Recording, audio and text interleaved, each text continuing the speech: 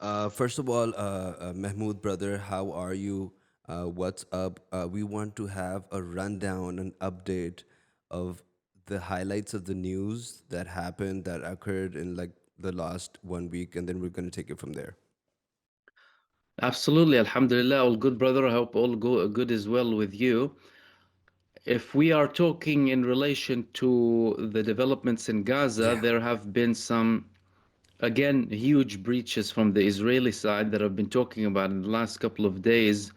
The reason being they are enabled with this agreement that they have with the United States to have these sort of breaches under certain excuses. Now, all of it boils down to how they translate those excuses.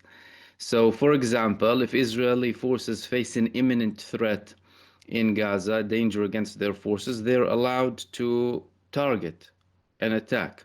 However, what we see here is false flags happening in the Rafah area. Then Israel starts to kill innocent people. Over 109 people were killed yesterday and or the day before now, and over 50 of them were children. Some of them were infants. The Israelis are also using the Rafah area as a scene for their false flags to justify the continued closure of the Rafah crossing. They don't want to continue with the next phases, and they always try and make things difficult. This is proving several things. That number one, well, of course, they're not serious, and that the ceasefire agreement is weak. However, despite all of that, and despite the Israeli genocide going on a lower pace, that doesn't mean the whole agreement has been torn apart. As a matter of fact, these could be attempts coming from the Israelis to try and delay the entry into phase two, because phase two would include the entry of the International Stabilization Force, or what's called as the ISF, which will lead to Israel withdrawing from all of the Gaza Strip. This is something that the Qatari Prime Minister mentioned a couple of days ago when he was criticizing the Israeli aggression against the Palestinian people and the slaughter of infants. He said that as soon as the ISF go in, the Israeli army needs to go out. And whilst there is an understanding generally in Israel that the war has ended, it hasn't been officially declared by the government of Benjamin Netanyahu, because he is using this as an excuse, as an open front that can be used alongside his other open fronts to be used as leverage whenever he needs certain things to happen, whether politically or personally. This is coinciding, for example, with recent polls in Israel that Netanyahu is doing worse now in the polls, and that there's a very high likelihood, if elections happen tomorrow, that he actually won't win. Now, what he has been building on now is the fact that he will be re-elected again in the future. Before, he was delaying everything to try and reach a huge image of victory, or something that he can sell as a big image of victory. That didn't happen. And of course, the Israelis were being humiliated in Gaza by the resistance. Then we started to have the global public pressure that translated to certain moves being taken by governments globally, including in the United States. That's not necessarily something that Netanyahu wanted, by the way. And they realize that they have no progress on the ground in Gaza. And because of all of this, Netanyahu isn't looking very well. He still has his cult following in Israel, but he wants to project this power to manipulate more people to go on his side in the next Israeli elections. And the truth is that they are using the blood of Palestinians for their political purposes. That's what we're seeing now. You mentioned the International Stabilization Force. Give us more detail on that because there's a lot of news in Well, Pakistan. they are, yeah. Well, it was the Israelis who said that. They were the Israelis who said that Pakistan, or actually, might participate. But when we talk about the International Stabilization Force, there are certain details that have been published, but a lot of the information hasn't been verified. For example, there was a list of countries that were included initially who were or would potentially participate in the ISF, including but not limited to Egypt, Jordan, Turkey, UAE, Saudi Arabia, Indonesia, and a couple of other countries. Now, recently, in the past few weeks, there have been a lot of talks about Israel refusing to have Turkish forces inside of Gaza as agreed upon between the American administration and the Turkish side. Because the expected forces would have been Turkish, Egyptian, and potentially Jordanian or Indonesian. Now, Israel had its reservations, and they said multiple times, we're not going to have the Turkish forces here for various reasons, security concerns, hostility, whatever it is. But it appears to be that they have a limited maneuverability in the decision making. So, number one, the Turkish forces have been ruled out. But what was interesting is the fact that in one article that was published in Israel several days back, when they spoke about the Israeli rejection of having Turkish forces inside of Gaza, they spoke about Pakistan. That's when the name Pakistan was mentioned, even though Pakistan wasn't really on the list before. Is Pakistan going to play a role now instead of the Turkish role to primarily please the Palestinian side and also show the Israelis that there is no going away from having a force that you don't necessarily agree with?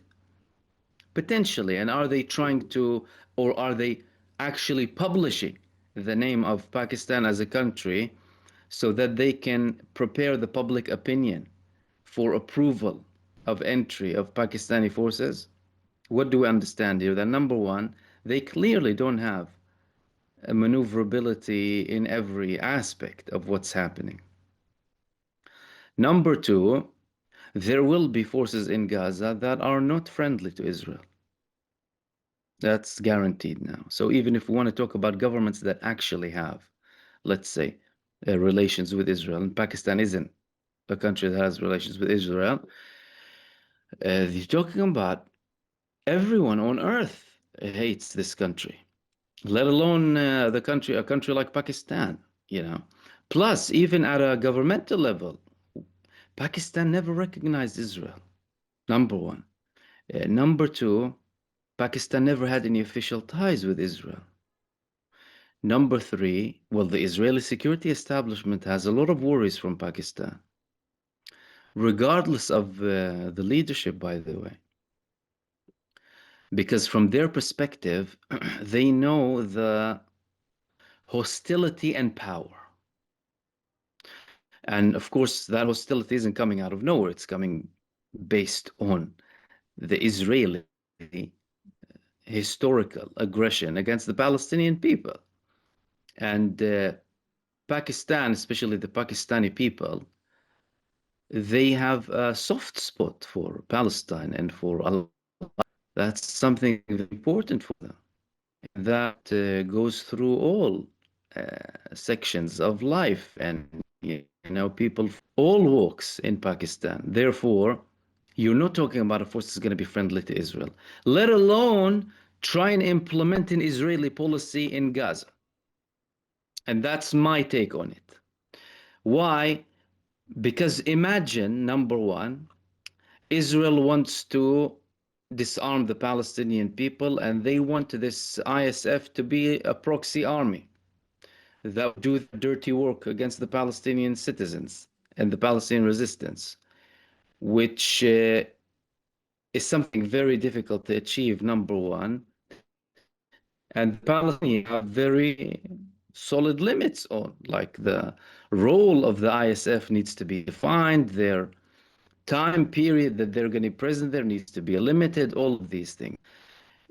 Imagine, imagine either the Pakistani forces or any of the other forces that we will be in Gaza going to disarm Palestinian resistance. How would that look? Imagine how that would look. It would be a huge disaster for that country, for that country. Plus, of course, it's not like it's a possible mission, really. At the end of the day, it is mission impossible. Not to say that they will be doing that, by the way. So here we can see that they have limited maneuverability. What that could mean in the long run or in the short term, in the period that these forces will be deployed inside of Gaza. Well, number one, they're going to have defined roles. Their roles are going to be defined and they're going to be limited. And the main aim, from what we understand so far, is to be a peacekeeping force that will base itself in the area between the Israeli borders or 1948 occupied territories and the borders of Gaza. Of course, from an Israeli perspective, that's not the role that they want them to play. They want them to disarm the Palestinian resistance and take over.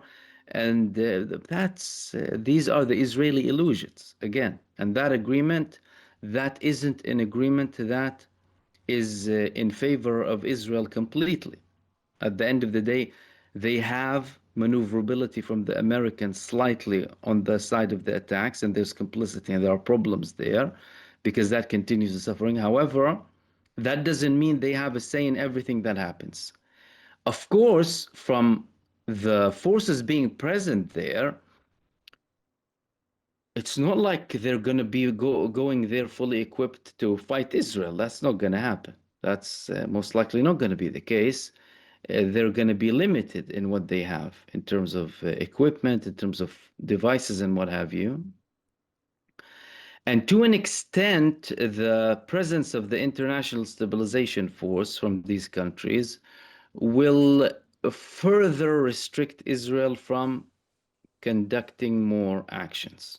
But it can't totally prevent them from taking action. Now, what they're trying to do now is delay the entry of this phase. Because from their end, they want to continue this chaos and the reality of genocide and misery for the Palestinian people. They already withdrew from areas that they never wanted to withdraw from. And a lot of what's happening is there to save face for Israel after being humiliated by the Palestinian resistance. What's for sure is, despite all of this, is that they're continuing to cause problems, whether in the form of a slow-mo genocide happening against the Palestinian people, or the delay of the entry of phase two, the delay of providing the sufficient levels of aid or medical aid required, or heavy equipment required.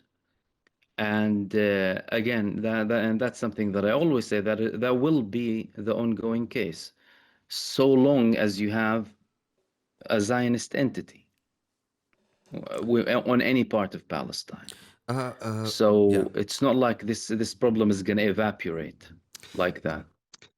I just want your opinion. What could be the like the best combination of forces in Palestine? What, in your view, would be a dream team? Like Turkey, Egypt. What do you think would be the best combinations, politically speaking, force-wise speaking, in every way? The ideal situation would be Iran, Egypt, Turkey, and Jordan primarily taking military action against Israel as a state, not just there as a peacekeeping force. The ideal situation would have been all of the countries surrounding Israel taking military action to enforce international law. They are totally protected by international law to conduct preemptive strikes against Israel, seeing Israel as a confirmed entity that commits crimes against humanity and genocide, a serial breacher of international law, an ethno state that constantly kills people all around, and a genuine security threat not only to its neighbors but to the whole world. And One more question I the just want to slip in. I just saw an interview of mm, the King of Jordan. He opted out mm. of sending forces. Did you see that? Well, to be honest with you, I'm not sure if it's him opting out or the Palestinian side having reservations on the Jordanian forces.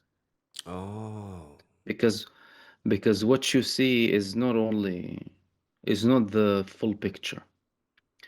Jordan had a military hospital in Gaza, and during the genocide, they were bringing in helicopters to land aid. Um, when forces entered Gaza in the past 2 years, from the Arab countries, they were only Egyptian, combined with American. Once joined with the Egyptians, once joined with the Israelis in the form of the GHF. The Egyptian forces that entered Gaza, they were welcomed by the Palestinian people, and the Palestinian people supported them, and they were kind to them and understanding and caring too, alongside being forces. Uh, the Jordanian, there's a bit more detachment here because Jordan is on the other borders, and the Palestinian side could not necessarily be totally accepting the fact that Jordanian forces will be there for various reasons. And again, that's a possibility. I'm not saying that as a fact, by the way. Because again, the main side deciding which forces are going to be in Gaza are the Palestinians in Gaza. Because look, they were trying to portray this image of the day after as if it's a new mandate, a new mandate led by Tony Blair. That's out of the way. That's not going to happen. The man who is named or potentially will be leading a technocratic government is a man from Gaza, a man with a history in human rights and activism, politically accepted by everyone, with international relations with neighboring countries and European countries. He had relations with Amnesty as well before. It's not going to be Tony Blair running the show or Donald Trump heading or being the chair of Gaza. That's not going to be the case. And therefore, the veto is in the hands of the Palestinian side on the forces. And there is the favorites clearly so far are the Egyptian forces, number one. Then we have the Turkish forces too. Now that there are problems with the Turkish forces, they're probably gonna have Pakistani forces too, although I believe that it could be sorted with Turkey, by the way. And we won't eventually see Pakistani forces inside of Gaza, although Pakistan is willing to. And then there are other names that the Palestinian side accepts, such as Indonesia or other countries as well. However, that's going to take some time. That's going to take some time, especially with Netanyahu having these moves now during this period that are delaying the entry into phase two. Although the Palestinian side is fully compliant with the ceasefire agreement, like all of the talk that you're hearing from Israel, by the way, about breaches and the despicable lies on mainstream media that the Palestinian side is breaching the agreement, they're shameless in their lies.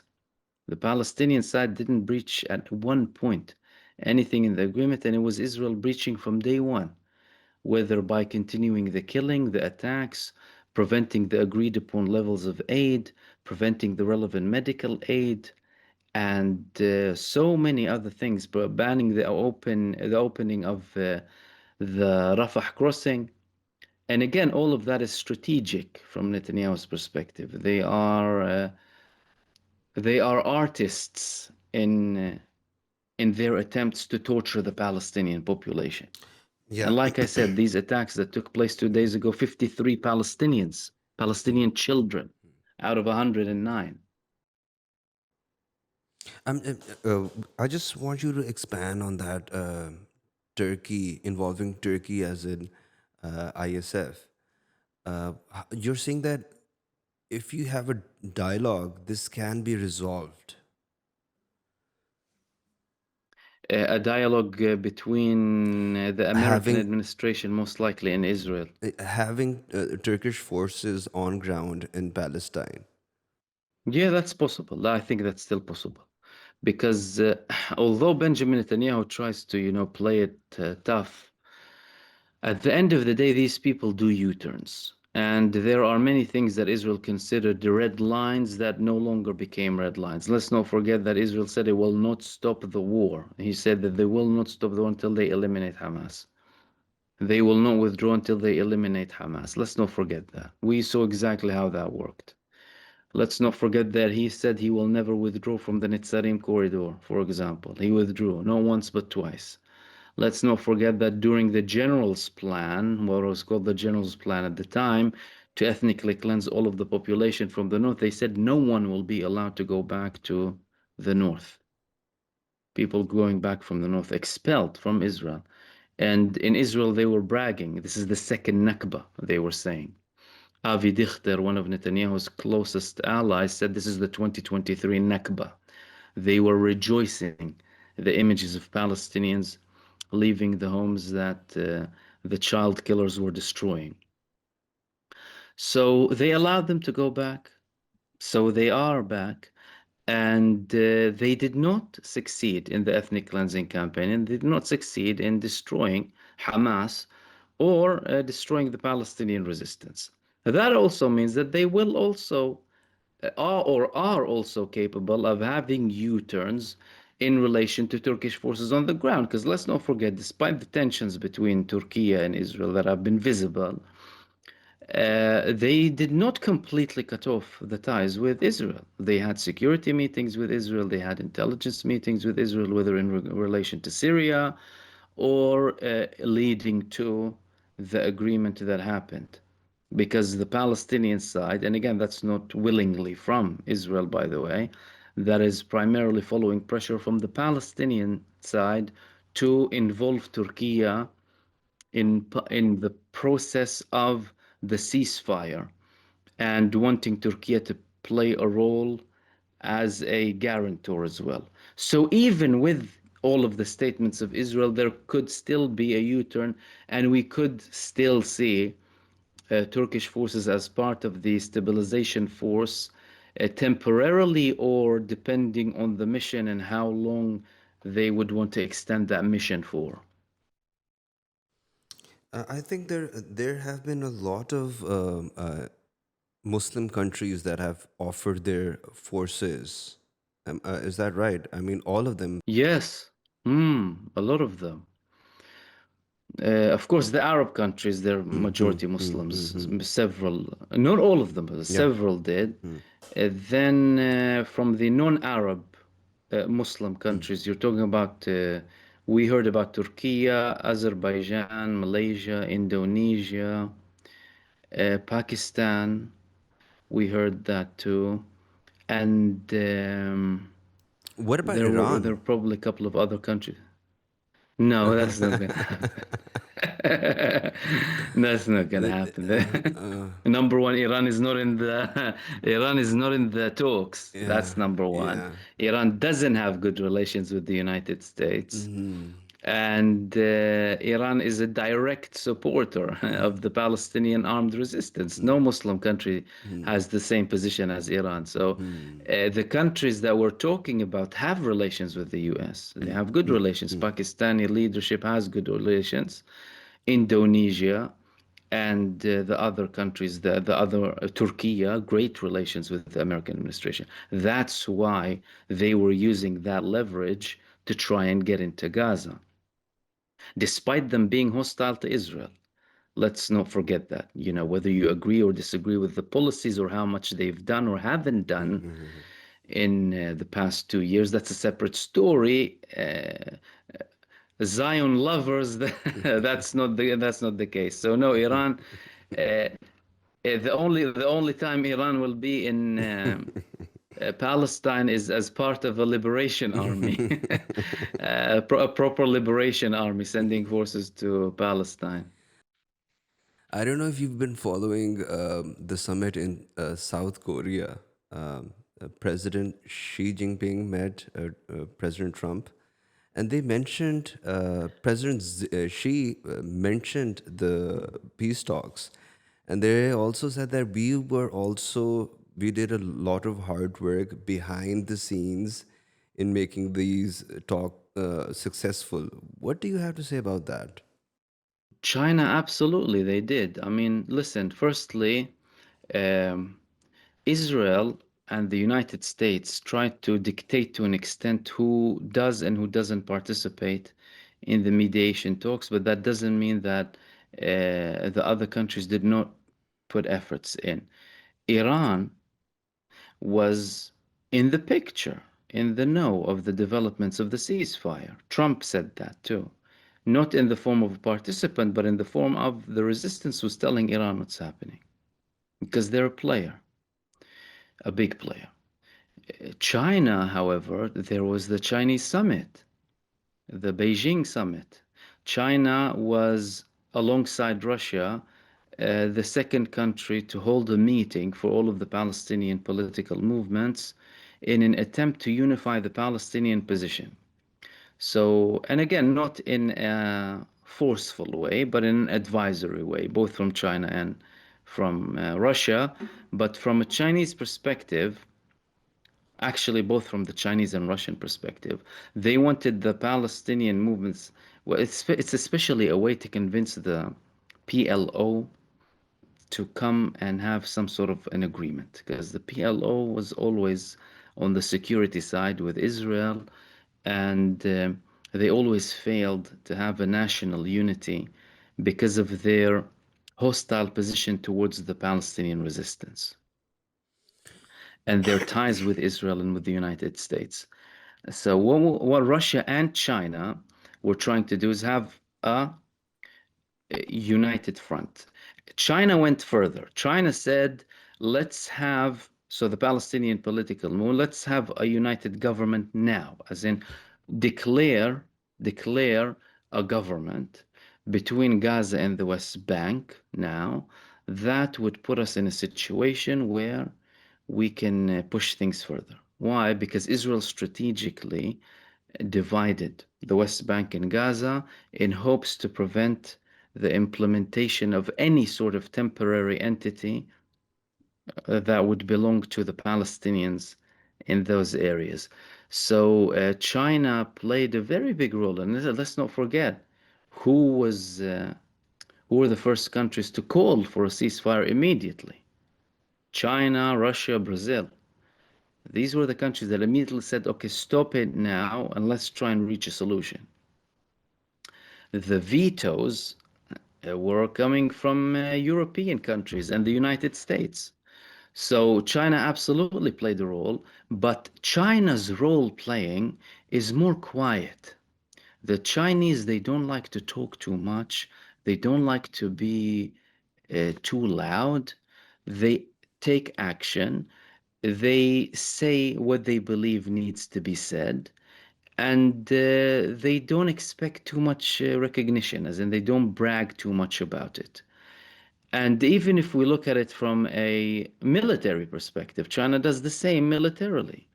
Notice how they have all of these relations with Pakistan and with Iran and with Egypt, but nothing is mentioned, as in it's not being made public. Egypt has Chinese air defense systems all across the Sinai Peninsula deployed. No one spoke about that, but they're there quietly.